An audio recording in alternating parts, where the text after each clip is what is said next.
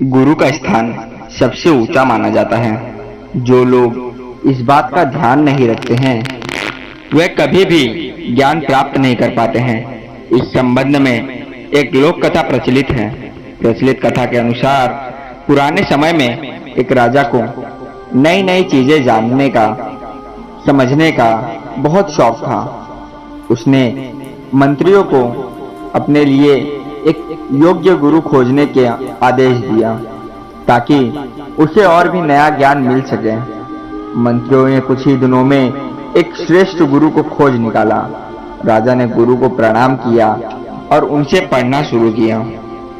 गुरु रोज राजा को पढ़ाते। राजा भी पूरा मन लगाकर पढ़ता।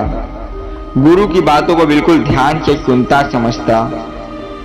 लंबे समय तक ऐसा ही चलता रहा।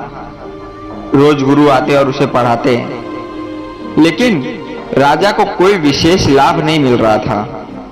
अब राजा परेशान होने लगा और उसे समझ नहीं आ रहा था कि वह इस ज्ञान को हासिल क्यों नहीं कर पा रहा है। गुरु की योग्यता पर सवाल उठाना सही नहीं होगा, क्योंकि वे काफी विद्वान हैं। एक दिन राजा ने ये बात रानी को बताई। रानी ने राजा को सलाह दी कि आप ये बात अपने गुरु को ही बताइए और उनसे पूछिए, अवश्य उनके पास इसका कोई समाधान होगा। अगले दिन राजा ने गुरु से पूछा, आप मुझे काफी दिनों से शिक्षा दे रहे हैं, लेकिन मुझे कोई लाभ नहीं मिल रहा है। कृपया मुझे बताइए ऐसा क्यों हो रहा है, जबकि मैं पूरे मन लगाकर आपकी शिक्षा में ध्यान लगाता हूँ। गुरु ने कहा, राजन, इसका कारण बहुत ही सामान्य है। आप अपने अहंकार की वजह से ये छोटी सी बात समझ नहीं पा रहे हैं। आप बहुत बड़े राजा हैं, मुझसे हर स्थिति में आगे हैं। शक्ति, पद, प्रतिष्ठा और धन संपत्ति, हर मामले में आप मुझसे श्रेष्ठ हैं।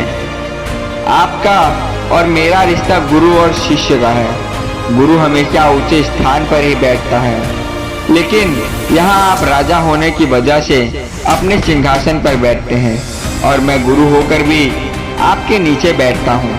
इसी वजह से आपको शिक्षा का लाभ नहीं मिल पा रहा है। जो हमें ज्ञान देता है वो हर परिस्थिति में, चाहे कैसा भी सामान्य हो, वो हमेशा ऊंचे स्थान पर ही बैठना चाहिए।